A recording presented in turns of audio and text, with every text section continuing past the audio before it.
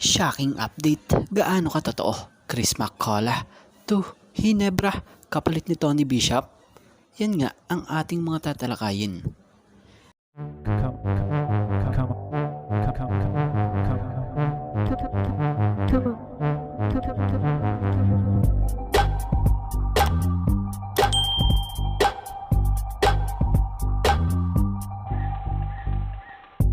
Ngayon nga ay marami tayong nababasa about dito sa former SMB champion na si Chris McCullough at mas kilala ring C-Mac dito sa PBA.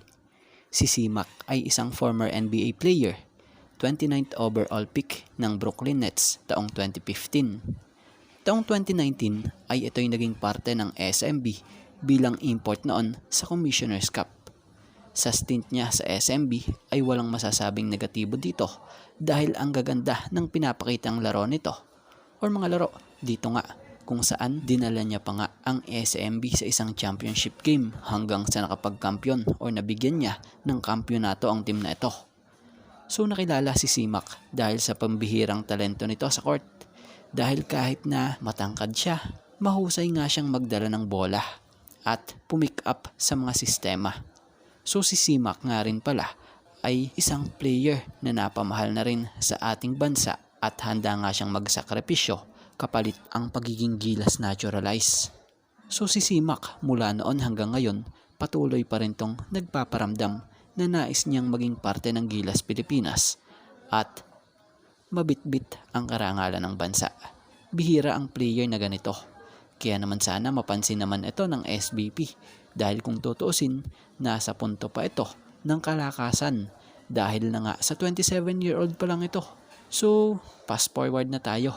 Batay nga sa mga naririnig naman natin or nababasa, mukhang si C-Mac ang tinitingnan maaaring ipalit kay Bishop dahil may nabalitaan nga tayo noon na balak na palang palitan itong si Hinebra import na si Tony Bishop. Pero ito'y pinigilan ni Coach Tim at sinubukan pa.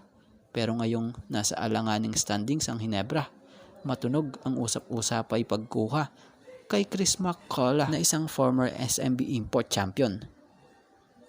Kung ito'y magiging available.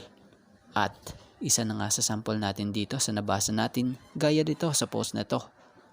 Nakasaad nga rito na Tony Bishop usap-usapang aalisin ng Hinebra at ang kukunin nilang kapalit ay si former SMB import Chris McCullough. Pag si C-Mac talaga import ng Hinebra, mas babangis pa ang Gin Kings. Ano sa palagay nyo mga lods?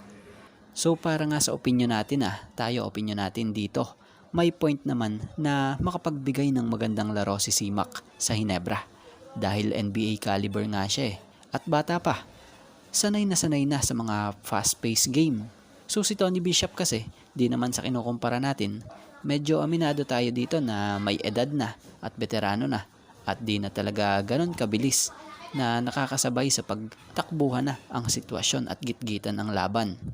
So kung kayo naman mga ka-teammate kayo ang tatanungin ano sa palagay at opinion nyo si C-Mac na kaya ang papalit kay Bishop kung tuluyang palitan na ito sa Hinebra gaya nga ng mga sinasabi ng mga post or update ng iba.